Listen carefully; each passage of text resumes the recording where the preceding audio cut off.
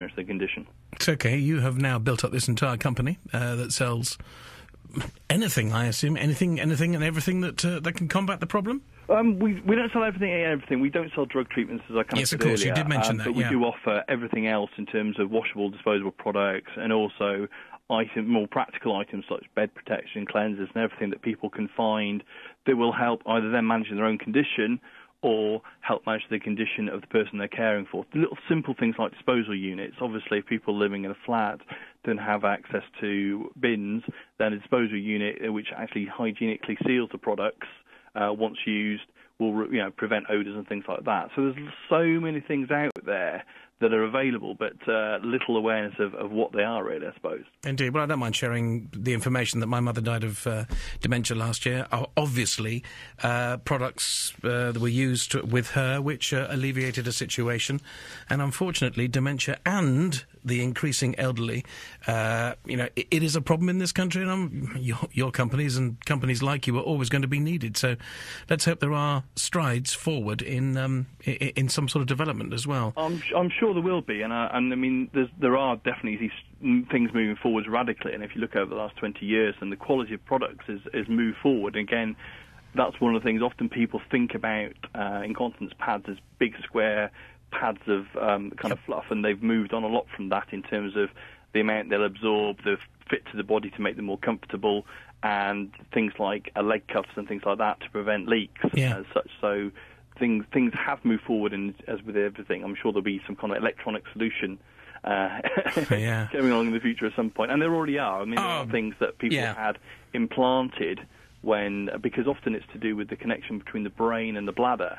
And so there have been instances for younger people that have had implants that can help manage the muscles, kind of automate that rather than rely on the brain. I don't care what the product is, as long as it brings dignity back to someone who has been on this planet for 70, 80, maybe 90 years and ends up sitting there in a nappy, for heaven's sake. I mean, it's you have no idea well, you do, obviously you do, Colin, but the destruction mentally that people can go through. We've got a call from Margaret is on the line. Hello, Margaret. Hello. Hello. Any of those comments ring a bell with you? Yes, I used to be officer in charge in old people's home in Suffolk. Oh, right. And we learnt that each person had their own individual incontinence trouble. Mm-hmm. And we used to, I taught the staff to take a note of what time they were incontinent and then take them 10 minutes before that time. Oh, right. And gradually we built up. We didn't use pads at all. Well done. We gradually built up that we could get them all to the toilet at the time that suited them. Now, that is certainly a great dedication to your job there, Margaret, and I'm very glad to say you're putting people like Colin out of business. No, that's great to hear, because there's so many things you can do, and it's taking the time to do that, and to as you say, every person's different, and everybody should be having a program that's directly right for them, because that's how you're going to tackle the problem. Well, this is what we did, and sort of like it took me quite a long time for the staff to, cooperate with me, but we got there. Yeah, no, it's good to hear. It is one of those things you need to keep on with. I know that from experiencing seeing other homes as well, yeah. Yes, and I mean, we didn't have any smell of urine in the home at all, which, you go in a lot of the old people's homes and And again, the quality of life impact for that, for the residents and the staff, is a major one. Yeah. And it was a pleasure to work there, so... Margaret, look, well done. I mean, I have to say, and this may be critical of other homes, I doubt if there are too many people that would do that amount of effort. I mean, well done to you. Right, thank you. Thank you very much indeed. Maybe a sweeping statement, but surely, Colin, it's that really is dedication beyond the call of duty there. It's kind of, I guess, best practice, and it is, it's, the lady said, it takes a lot of effort to get people out of habits, and that's what we often see, is that there's, nothing is rocket science. It's getting people to understand it and then keep on doing it. And it does take more effort. I mean, trying to do everybody individually at different times, no doubt, you're right, that's a real beyond the norm. That's for sure. Superb. Well done, Margaret. And Wendy's in Newton Abbot. Hello, Wendy. Hello. Hello. Hi, yes. You've talked about different kinds of incontinence, but where diabetes is concerned, you get neuropathy, which affects the nerves and also makes you incontinent. My husband's 53, and he's been incontinent now for 4 years due to neuropathy. Ooh, how many years? 4 years. How have you coped?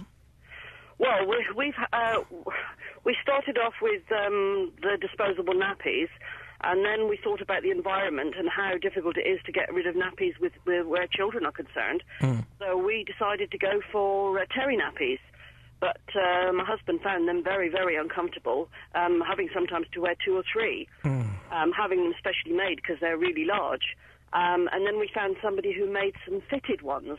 We had shaped nappies made, very thick ones, and he's using them with the rubber pants type. And he's found them much more comfortable. But there's nothing that tells you anything about how you can cope with this if you're younger. I mean, if you're younger and you lead a full life, how can you cope with something like that? Hang on. Colin, is there any way you could help Wendy? I mean, the ladies obviously she's highlighted one of the negatives out there, which is obviously the products have to be disposed of in the same way that a child's nappy has to be disposed of. And the problem, there are some great products, especially the pull-up products out there that are fairly inconspicuous, easy to wear and easy to put on. And I mean, the ladies mentioned that I've met a gentleman in the past who's a serving police officer who has this problem, and he doesn't have any issues because of the way he manages it. But it is about trying to find the right products. I mean, the terry nappies obviously solves one problem, and the rubber pants, obviously give you a bit more of a guarantee there. But I would, for younger people, it's really about trying to find as discreet a product as you can do. And again, the pull-up pants that are out there nowadays, I think they tend to advertise one type on television, but there are more different brands available and more absorbent ones available, are fairly discreet that you can get away with wearing them with a comfortable pair of trousers, let's say, so that it isn't so obvious. And I've met many young people who have continence through either specific continence issues or through other health issues, who actually you wouldn't know to look at them had that problem, but they've obviously gone out and found something that works for them, and also mentally they've tried to not let it stand in the way, if that makes sense. Yeah, it's difficult to find these products, though. I mean, and do they make them for a larger man? I mean, my husband's he's 20 stone, he's quite a big man, and trying to find products that actually fit and discreet, and also are very, very hot with the rubber. Yeah, though I'd kind of advise if you try, I mean, it's worth trying disposable products because they've generally got what you call breathable backings now. So they're just like Gore-Tex, they'll let the air through, but not let liquid through. So they can be a lot more comfortable to wear than the old-fashioned kind of rubber pants or the products which have got a kind of the old-fashioned plastic backing, which can cause problems with heat, and then that causes problems with skin condition. So ideally for anybody, if you look for a product with a breathable backing, which often kind of feels a bit like a fabric, then they'll let the air circulate and keep the skin in good condition and body cool. I haven't found anything like that. All we found is like the rubber pants that you can find to put over nappies. We found nothing that's breathable or anything like that. Yeah, the best source of products, unfortunately, is generally going to is either looking in the back of some magazines for adverts from companies such as ourselves. We looked on the internet. Or the internet.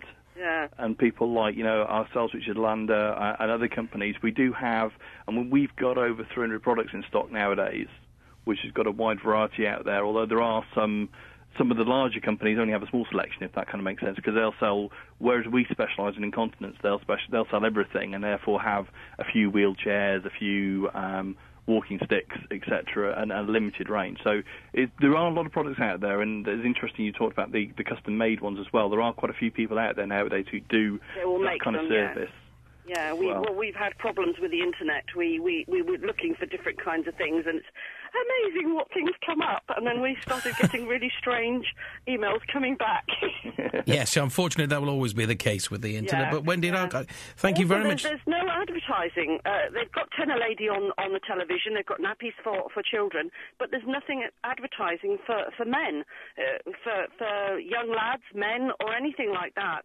They don't advertise on the telly. That makes them more self-conscious, thinking that there's something wrong with them. Why are they being, outcast? Yeah. They're not advertising. I think that there are products for men out there, and we sell them, and there are products like Tenor for Men available from some pharmacies. But if you look, advertised on the telly though. No, because men read the paper more. So if you look at the sports pages, often you'll find some advertising there. Oh, well, I'll have a look at the sports pages.